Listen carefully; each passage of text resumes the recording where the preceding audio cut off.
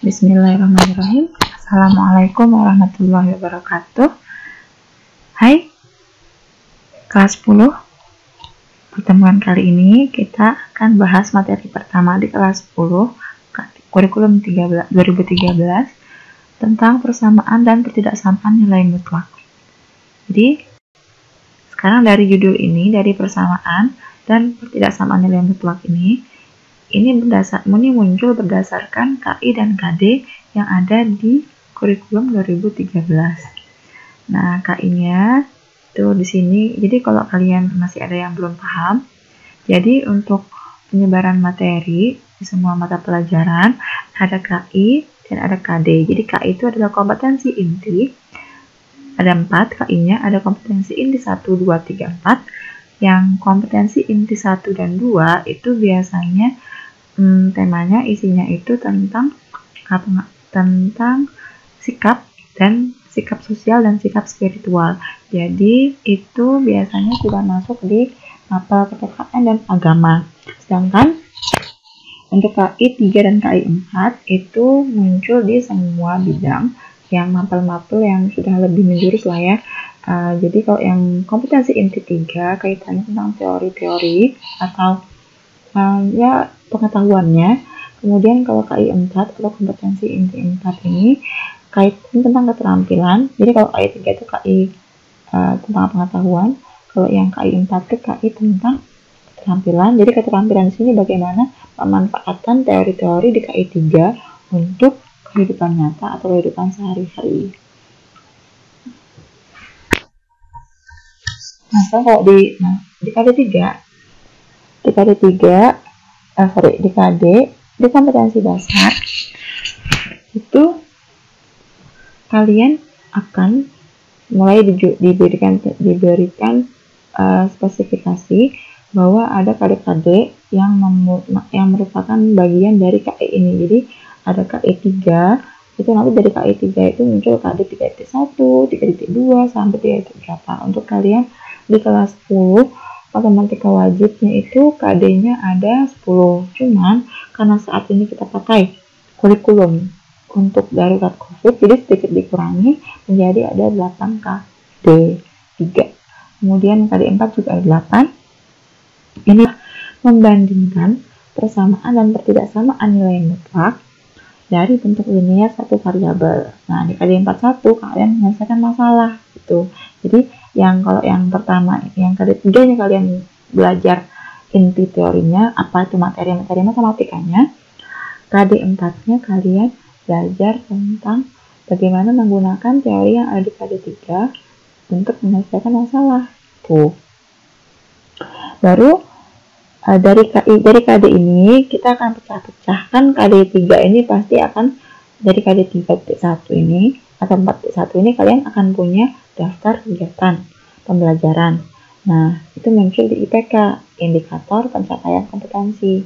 Jadi kalian bagaimana caranya kalian diukur untuk menentukan pencapaian kompetensi kalian dilihat dari indikator pencapaian kompetensi.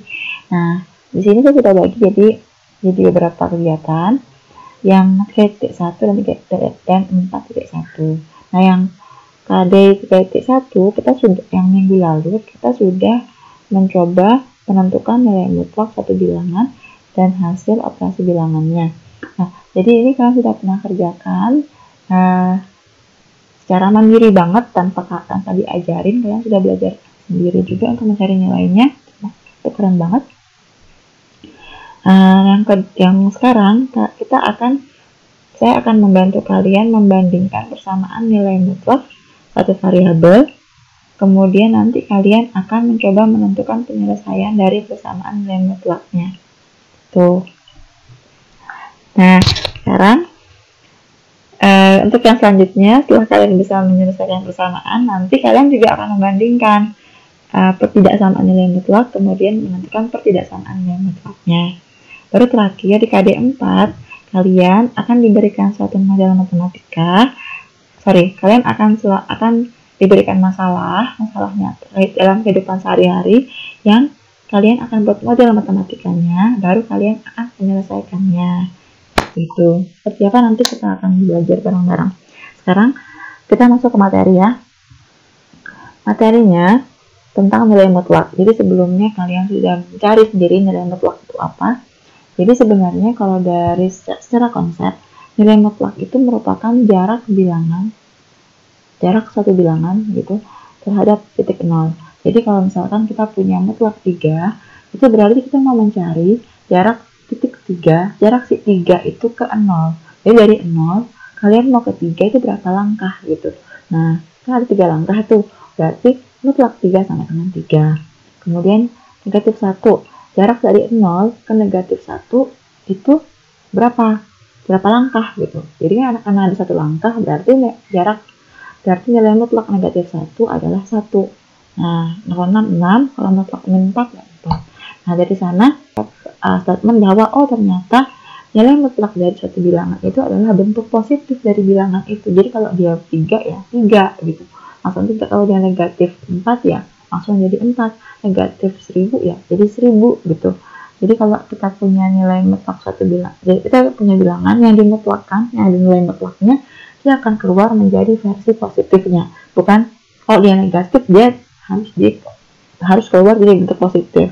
Nah, dari situ muncullah definisinya.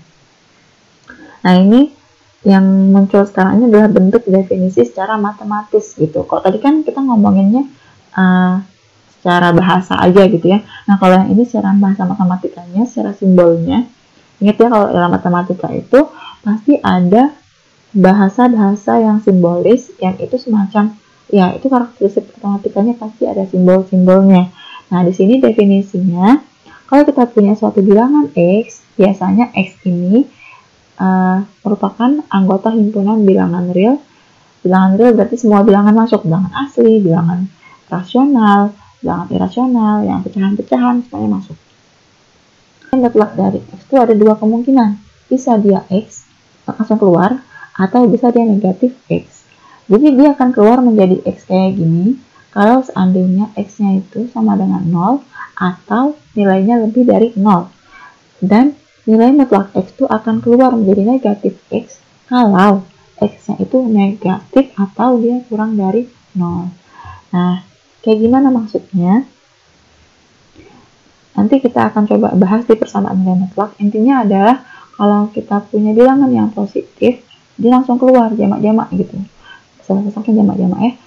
Kalau seandainya dia itu negatif dalam mutlaknya, pas keluar dia dinegatifkan dulu. Kok dinegatifkan, Bu?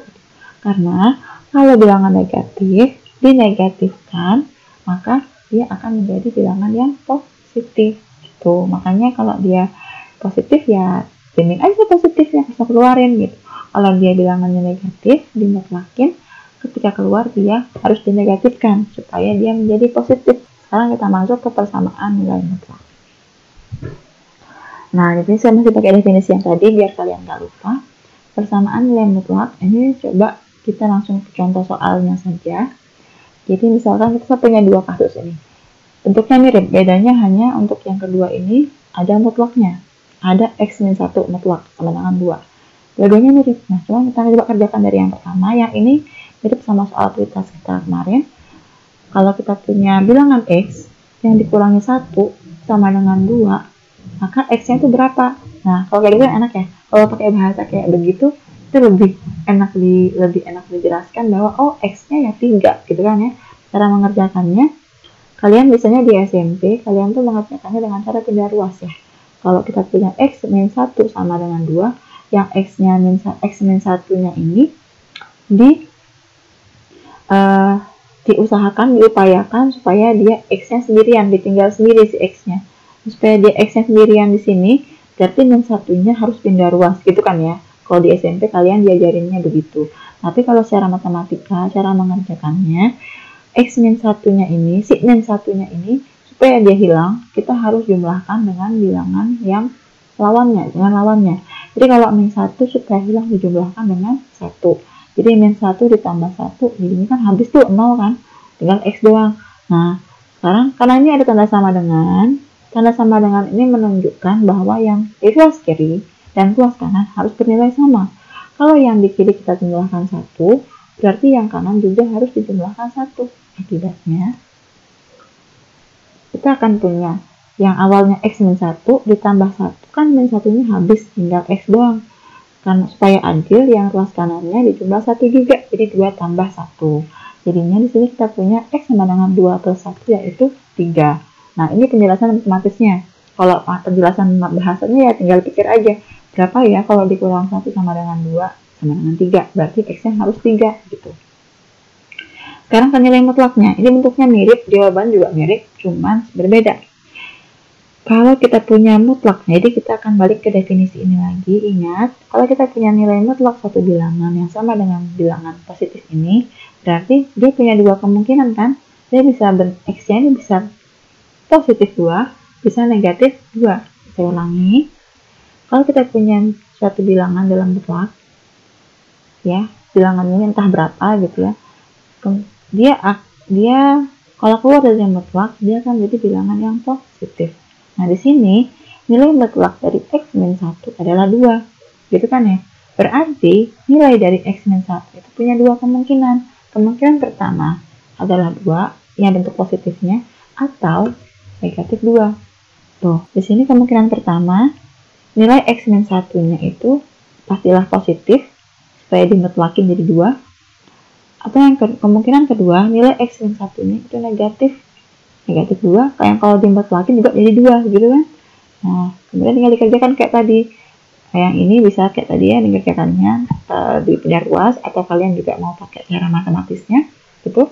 Kalau yang di sini yang ruas kirinya ditambah 1 jadinya X aja, yang ruas kanannya ditambah 1 jadinya negatif 2 plus 1. Kemudian diperoleh hasilnya negatif 2 plus 1. Nah, terus kalau bedanya di mana, Bu? Misalkan kalian nanya begitu. Kalau di persamaan yang biasa ini, persamaan linear satu variabel yang di atas ini, biasa aja kan ya, lakukan operasinya langsung ketemu. Kalau di nilai mutlak, kita punya dua kemungkinan, X sama dengan 3 dan X sama dengan negatif 1. Jadi dua-duanya berlaku gitu. Kalau di sini dia hanya punya satu penyelesaian, hanya 3 aja. Kalau di persamaan nilai mutlak, kita punya dua penyelesaian. Sudah? Sekarang selanjutnya kita kasih contoh yang kedua deh sebelum kita latihan soal. Yang kedua, kita mau menentukan nilai X untuk bentuk ini. Ada yang X plus 3 sama dengan 4. Dan juga ada bentuk mutlak X plus 3 sama dengan 4. Cara mengerjakannya sama kayak tadi, yang X plus 3 sama dengan 4 ini, biasa kan ya, kalian bisa pakai pindah ruas juga boleh deh sekarang. Pindah ruas jadi negatif 3, yang tiganya pindah ruas jadi negatif 3, jadi 4 kurang 3, hasilnya jadi X sama dengan 1. Kemudian kalau yang mutlak, sama kayak tadi, kita punya dua kemungkinan, bahwa ada bilangan yang dalam mutlak ini, kalau keluar mutlak dia hasilnya sama dengan 4. Berarti nilai bilangan yang X plus 3 ini punya dua kemungkinan, yaitu 4 atau negatif 4. Jadi yang X plus 3 nya ini bisa jadi 4 atau negatif 4. Nah, kalau dia 4, jadinya kayak tadi pindah ruas ketemu 1. Kalau dia negatif 4, plus 3 nya pindah ruas jadi min 4 minus 3, hasilnya jadi negatif 7 gitu ya. Nanti kalian bisa ulangin lagi, bisa balik lagi kalau masih bingung, atau kalian coba cari lagi contoh soal yang lain bagaimana cara mengerjakannya. Intinya di dua ini sih kalau nilai mutlak ya. Intinya adalah bahwa kalau X plus 3 sama dengan kalau kita punya nilai mutlak X plus 3 sama dengan 4, kita punya dua kemungkinan. X plus 3 nya kalau keluar mutlak sama dengan 4 langsung, atau kalau keluar mutlak dia harus dinegatifkan dulu. Jadi kayak yang ini. Terus kita kembali ke definisi nilai mutlak. Sekarang kalian coba kerjakan latihannya, ditunggu. Ini latihannya bisa di screenshot sekarang. Latihannya ada 2 soal aja. Ada yang nomor 1 ada 4 anaknya. Yang nomor 2 ini kalian menganalisis apakah nilai mutlak X plus 3 sama dengan negatif 1 itu bisa ditentukan atau enggak X-nya. Silahkan dikerjakan dulu. Di pertemuan selanjutnya kita akan bahas. Terima kasih. Assalamualaikum warahmatullahi wabarakatuh.